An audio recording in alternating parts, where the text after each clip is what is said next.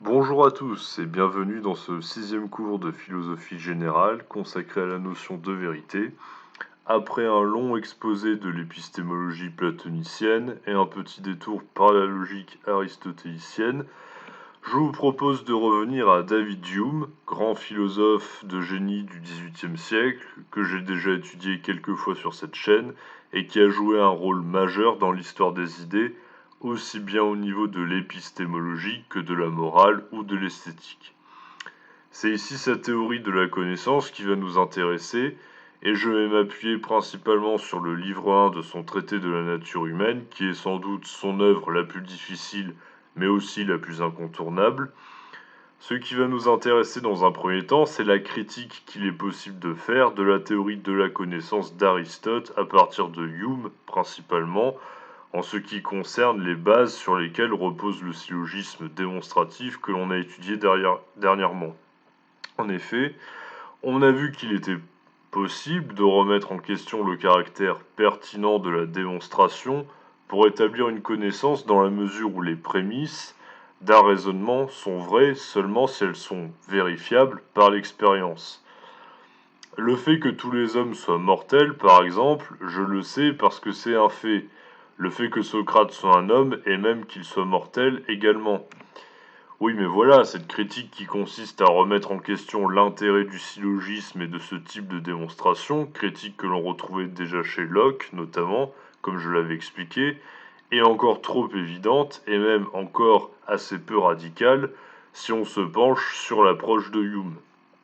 La fois précédente, j'ai émis l'hypothèse selon laquelle il était tout simplement possible que la valeur de vérité des prémices d'un syllogisme ne soit même pas avérée, mais seulement probable. Il faut donc distinguer sans plus tarder l'universel, le probable, le général et le certain. Et universel, ce qui est valable pour toute chose, quel que soit le temps ou le lieu. L'universel s'accompagne donc d'un caractère absolu, typiquement les idées platoniciennes ou formes intelligibles étudiées récemment. Le probable concerne ce qui n'est que possible et tout ce au sujet de quoi on demeure dans l'incertitude. Retenez bien cette définition, vous allez voir c'est important. Concernant le général, eh bien il va un peu de pair avec le probable finalement dans la mesure où est général ce qui est valable dans une majorité de cas en opposition à l'universel qui est toujours valable quoi qu'il en soit. Enfin, le certain, lui, irait plutôt de pair avec l'universel dans la mesure où il est ce qui s'impose de façon indubitable comme étant vrai ou fondé. Bon, évidemment, on a vu aussi que la certitude n'était pas forcément la marque de la vérité, mais justement, on va revenir là-dessus. Par ailleurs, Aristote, encore lui, en redéfinissant l'universel dans son traité se nommant de l'interprétation, au livre 1 chapitre 7, comme étant ce qui peut être dit d'un très grand nombre de cas, a fait bien mal à l'idéalisme platonicien, puisque je le rappelle, la matière de nos connaissances dériverait de l'expérience, et donc tout ce que l'on sait est limité à des observations qui consistent à recueillir des échantillons que l'on va catégoriser selon des abstractions. Et redéfinir le général, enfin l'universel comme étant le général, bah ça revient à dire à Platon, on pourra jamais atteindre l'absolu, on pourra jamais atteindre l'universel, tout se limite à des observations de cas particuliers qu'on va généraliser et catégoriser, donc bah ouais, la métaphysique que tu as construite ne sert à rien. Le genre ou l'espèce, hein, chez Aristote, c'est ce qui est, on va dire, ce que l'on peut obtenir de plus général et donc on pourrait dire dans une certaine mesure de plus vrai.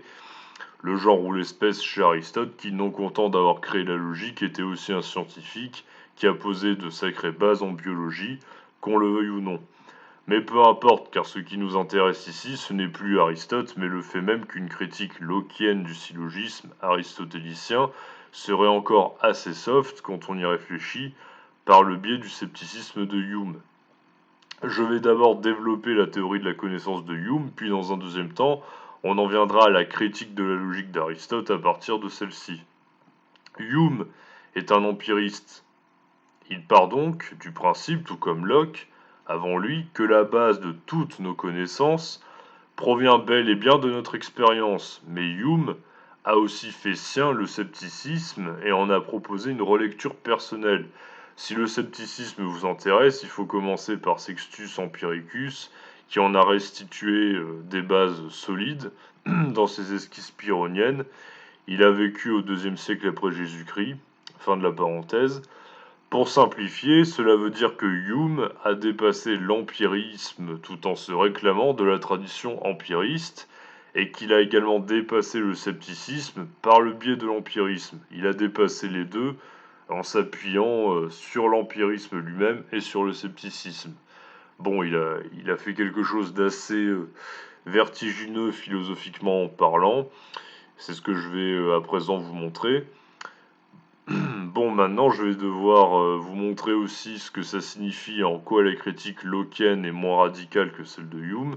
En fait, au début de son traité de la nature humaine, livre 1 consacré à l'entendement, Hume se demande tout simplement ce que l'on peut connaître et comment se forment et se développent nos connaissances.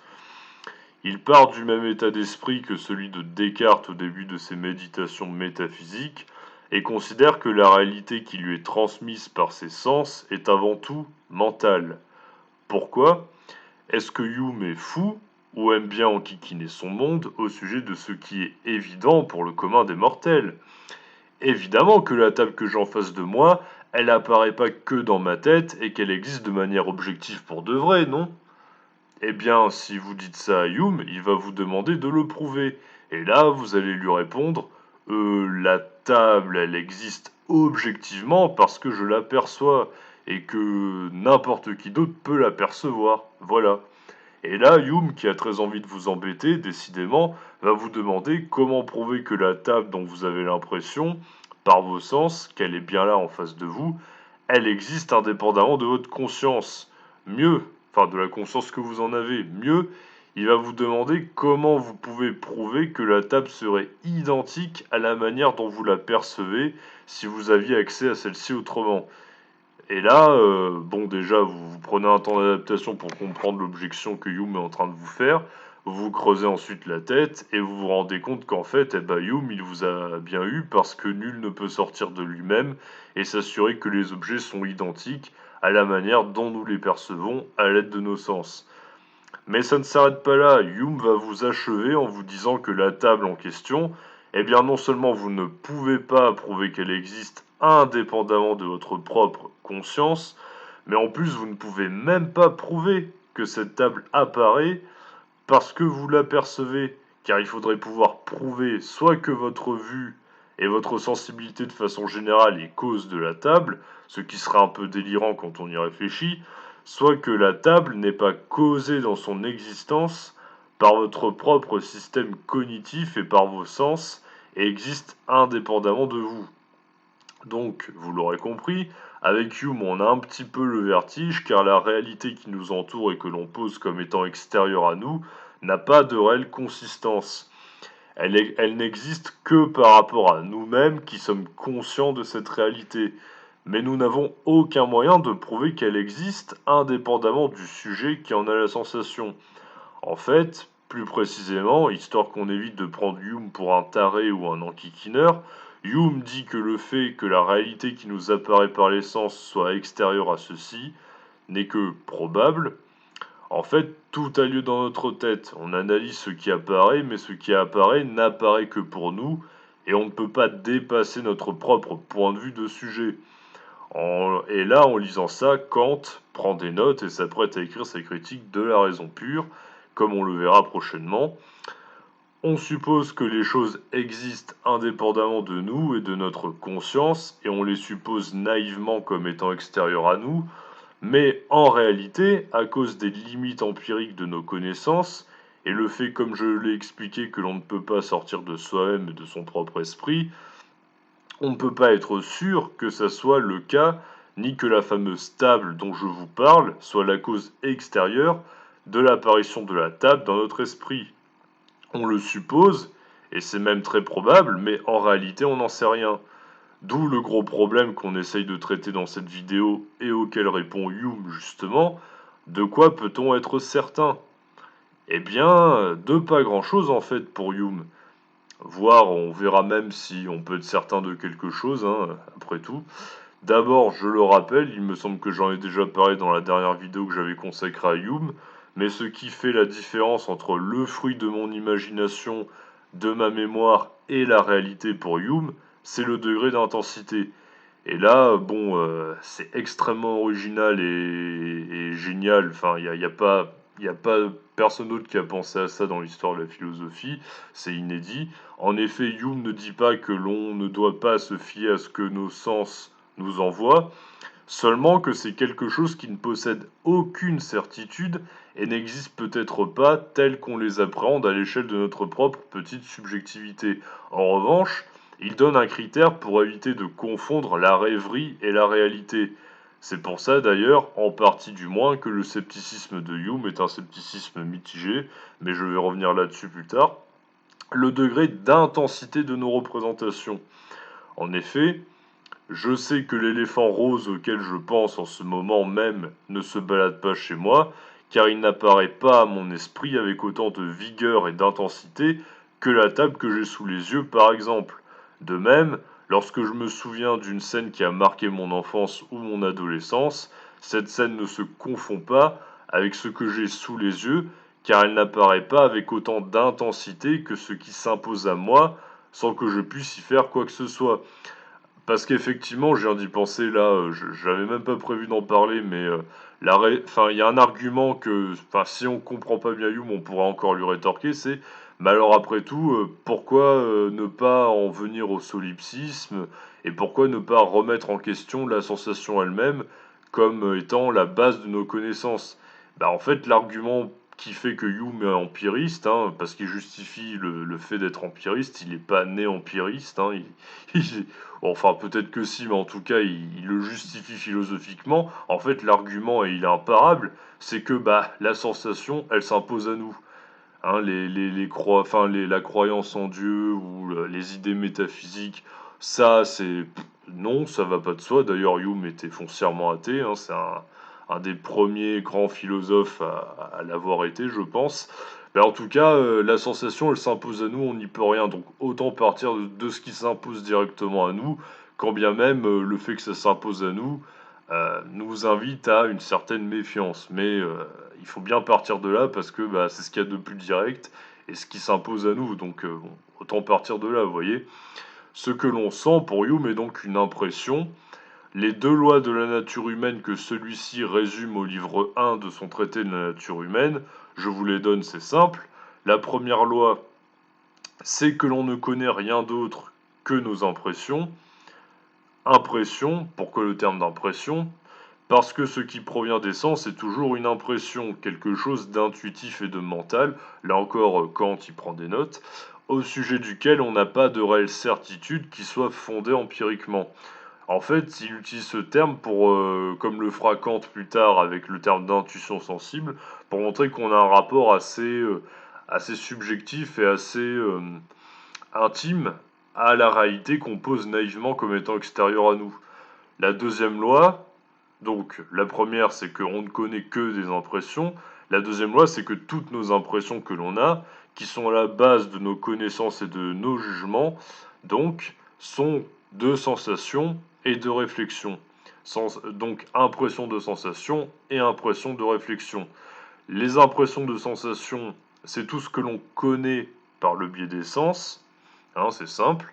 Et les impressions de réflexion, ce sont toutes nos idées qui dérivent de ces impressions et qui en sont des copies ou des échos affaiblis. Vous voyez, c'est pour ça que c'est moins intense et c'est pour ça que un truc auquel je pense, là, d'un seul coup, ça va pas s'imposer à moi au même titre que ce que j'ai en face, sous les yeux. Mon idée de table est une abstraction de table perçue antérieurement, de plusieurs tables, qui ne s'imposera pas à moi avec autant d'intensité que ce que j'ai sous les yeux. Et encore heureux, sinon on ne ferait plus la différence entre la rêverie et la réalité, comme je l'ai expliqué. Bon, tout ça, c'est plus compliqué que ce que j'explique en temps normal à des élèves de terminale, mais bon, c'est ma chaîne, je fais ce que je veux. et je pars du principe que si on y met les formes et que l'on prend son temps comme je suis en train de le faire, ça finit par passer. Et puis si je vous explique pas ça, vous risquez d'avoir une vision caricaturale de Hume, et je ne veux surtout pas ça. Hein, je ne veux que votre bien, d'accord? Je vous fais pas du mal pour rien, je sais qu'à la fin vous allez en retirer quelque chose.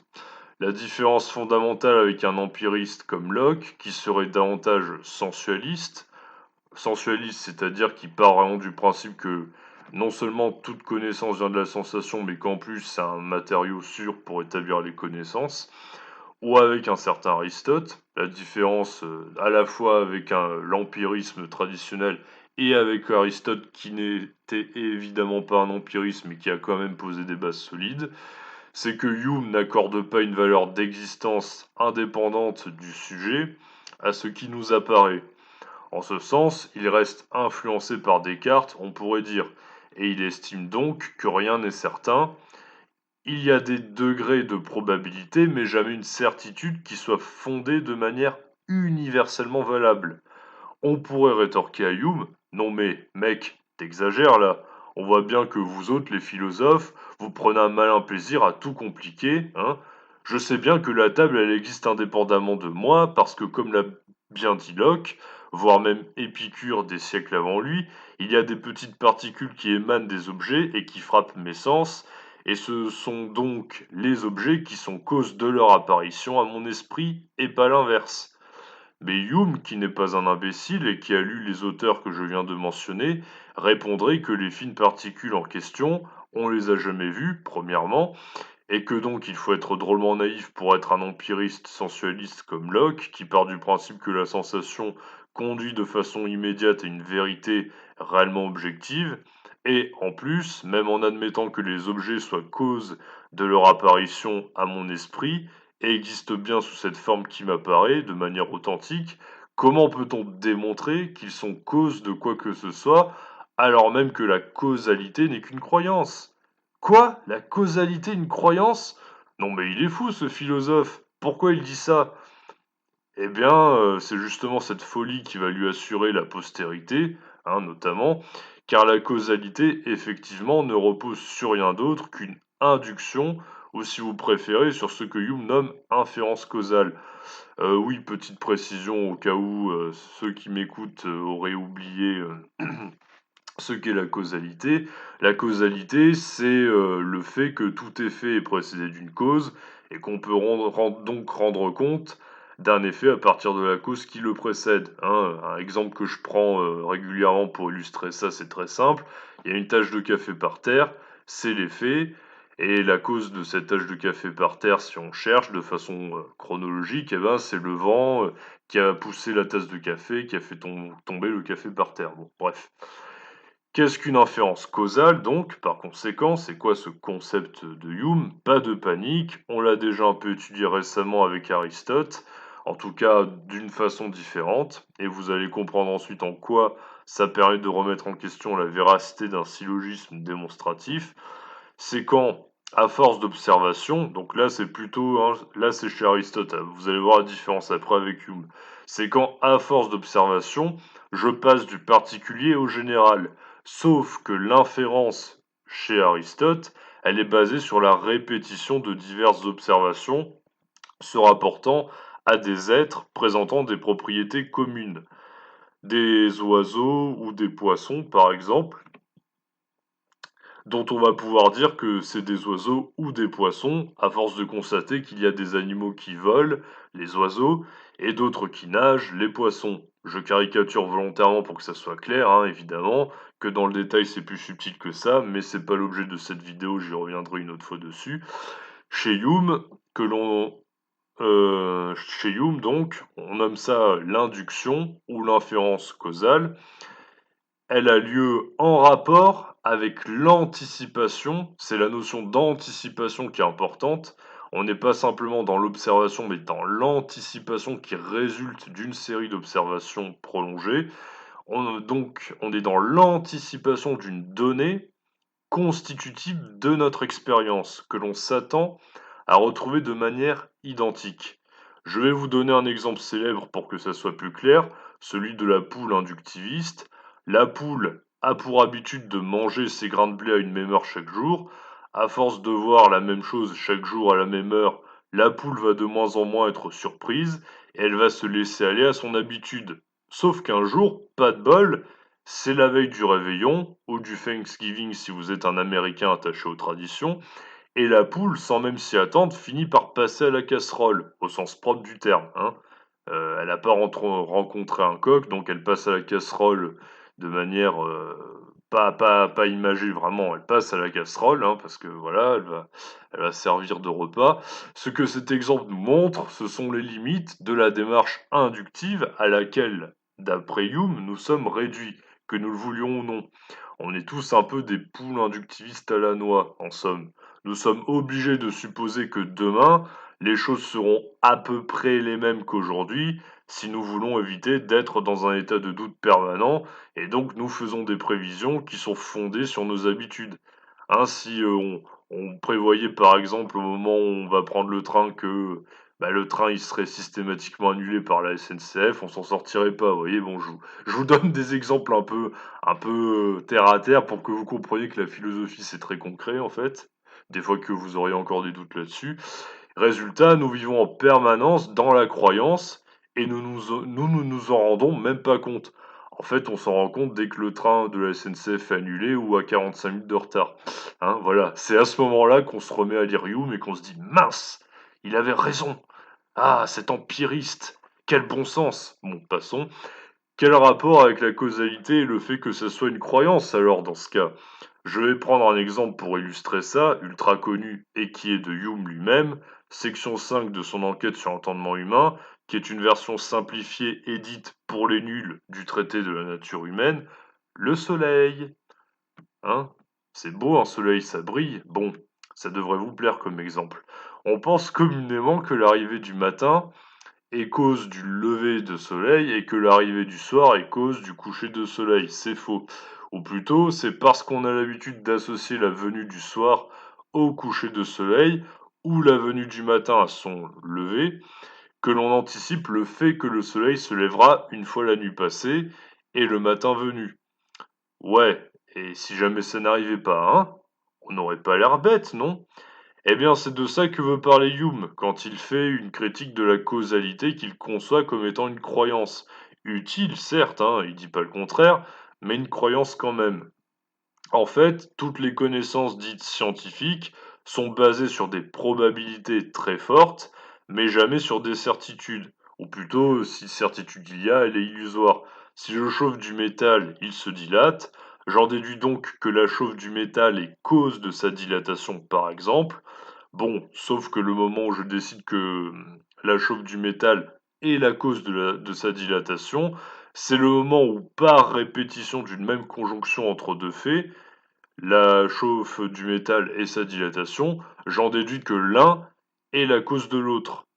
Mais la causalité n'est que la généralisation d'une observation répétée de deux faits s'accompagnant de façon constante. Pour ceux qui me diront que Hume chipote et qu'il aime bien enculer les mouches, je leur répondrai que s'il avait complètement tort, des théories scientifiques qui reposaient pourtant sur des expérimentations et une observation constante de deux faits s'accompagnant l'un et l'autre n'auraient jamais été remises en question par la suite, avec une exception ou un détail venant invalider la constance présente dans les observations précédentes. On aura l'occasion de revenir là-dessus d'ailleurs. De là l'exemple très connu de Hume, selon lequel le soleil ne se lèvera peut-être pas le lendemain matin, qui fait généralement sourciller les gens qui découvrent Hume. On anticipe naturellement qu'il se lèvera, hein, mais en réalité on n'en sait rien. Ce n'est que fortement, et même, voire même très très fortement probable, mais en aucun cas certain, en tout cas en aucun cas, ça ne peut être une certitude légitime. Ça ne peut pas être légitimement certain, car il faudrait pouvoir expliquer de manière causale le lever éternellement incessant du soleil, selon une règle universelle. Or, c'est impossible, et de toute façon, On a même pu prouver par des prévisions scientifiques que le Soleil est amené à s'éteindre un jour, qu'on le veuille ou non. Alors bon, c'est Hume qui a raison, hein, cherche pas à le contredire, ça marchera pas. Bon, et le rapport avec les syllogismes dans tout ça, et avec ce que je racontais à propos d'Aristote, il est où? Eh bien justement, si on résume ce que Hume nous aura appris, il apparaît que nos observations sont limitées à notre expérience personnelle, expérience par laquelle nous faisons des inférences causales, en faisant comme si ce qui était arrivé un certain nombre de fois, de façon répétée sans discontinuité, arrivera toujours de cette manière-là, car cela rend le réel plus rassurant et plus commode. Hein, heureusement qu'on se dit que le soleil se lèvera le lendemain, sinon on s'en sortirait pas. Par conséquent, dire tous les hommes sont mortels n'est déjà en soi pas une prémisse vraie. Dès le départ, ça part mal. Pourquoi?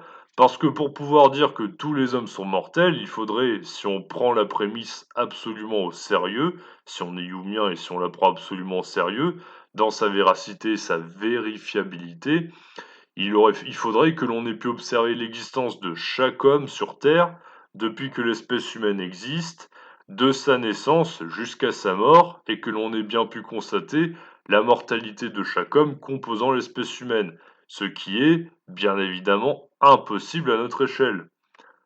On pourrait encore chipoter un peu et dire que rien n'indique que Socrate soit un homme après tout, et ce en dépit de son apparence. Non mais allez, je blague, on va pas exagérer, hein, ça serait complètement débile, n'est-ce pas?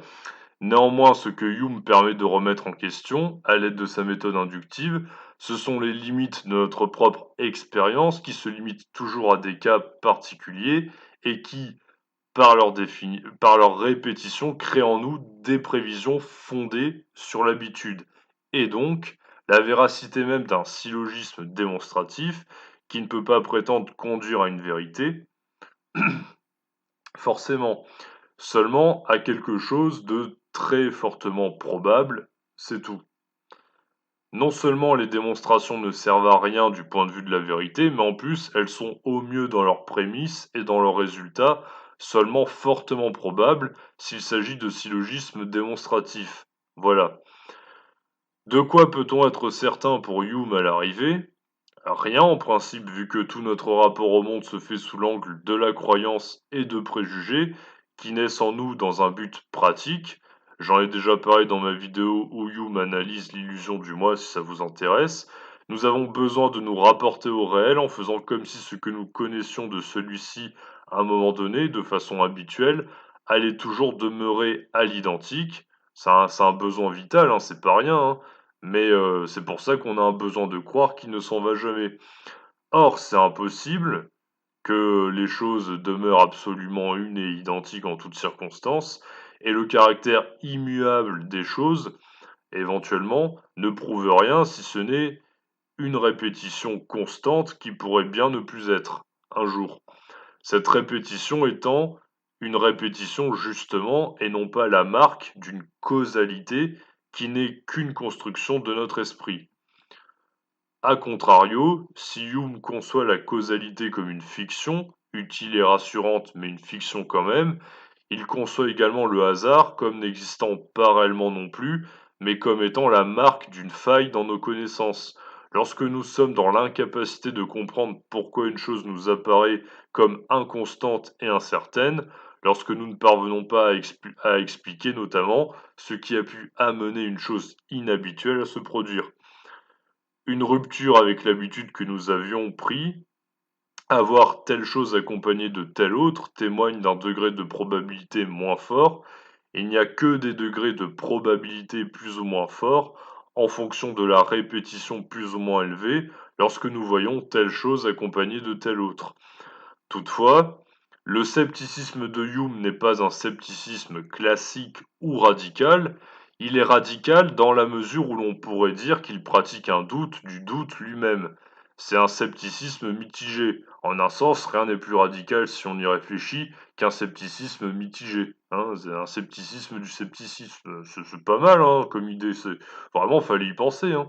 Dans la mesure où, en cas de très forte probabilité, rien ne sert de douter justement pour Hume. Par exemple, pour les raisons que j'ai évoquées précédemment, il est possible que la réalité n'existe pas indépendamment de ma conscience et qu'elle ne corresponde pas à ce que mes sens m'en donnent à voir. Toutefois, la probabilité reste faible car elle demeure suffisamment stable pour que je puisse m'y repérer et que les choses m'y apparaissent de façon suffisamment cohérente, ce qui prouve qu'il y a quelque chose de durable et de consistant dans celle-ci. En tout cas, de très certainement consistant, hein. Il est donc possible de douter du fait d'avoir à douter que la réalité qui m'entoure ne soit qu'une illusion, ou que les choses qui demeurent stables et régulières dans ma vie de tous les jours ne le demeurent pas. Toutefois, il ne faut jamais oublier que la probabilité n'est jamais de 100%, en quel cas il s'agirait d'une certitude, une certitude fondée, et non plus d'une très forte probabilité qui a l'illusion de la certitude. Il faut donc, selon Hume, consentir à la véracité de nos sensations et de notre expérience, mais sans trop se relâcher non plus. Il faut y adhérer avec une certaine désinvolture, sans s'attendre nécessairement à ce que tout soit toujours comme on a l'habitude que cela soit, mais il ne faut pas non plus verser dans la paranoïa, il ne faut pas non plus être dans un doute permanent et inutile, puisque passer une certaine fréquence et une certaine répétition de choses qui se répètent de façon conjointe dans l'expérience, il n'y a pas lieu de douter de façon forte que cela n'arrivera plus. En fait, pour Hume, le doute, c'est ça qui est très fort, je trouve, et très puissant dans sa philosophie, le doute doit être proportionnel en intensité au degré de probabilité qui accompagne la conjonction entre deux faits. Vous voyez donc que Hume est génial parce qu'il s'appuie sur un empirisme qui, en tant que tel, rejette toute forme d'idéalisme métaphysique, mais en plus, il montre qu'une démonstration ne constitue pas une preuve. Une démonstration ne constitue pas une preuve, je le répète, hein, c'est très important, et que si preuve il y a, on reviendra là-dessus d'ailleurs, et que si preuve il y a, celle-ci n'est jamais que la constatation répétée d'un seul et même fait, qui pourrait toujours être autre à l'avenir sans que l'on sache pourquoi. Hume dépasse donc l'empirisme, car il montre que les constats tirés des faits sont soumis à des observations limitées et pouvant toujours être contredites à l'avenir, notre habitude faisant naître en nous l'illusion d'immuabilité là où il n'y a que répétition. Mais Hume dépasse aussi le scepticisme traditionnel, celui d'un Sextus Empiricus notamment, puisqu'il montre qu'un doute du doute est possible et que le doute doit rester proportionnel au degré de probabilité tiré de l'expérience pour que ce que l'on a l'habitude d'observer en vienne à ne plus être tel qu'on a l'habitude de l'observer.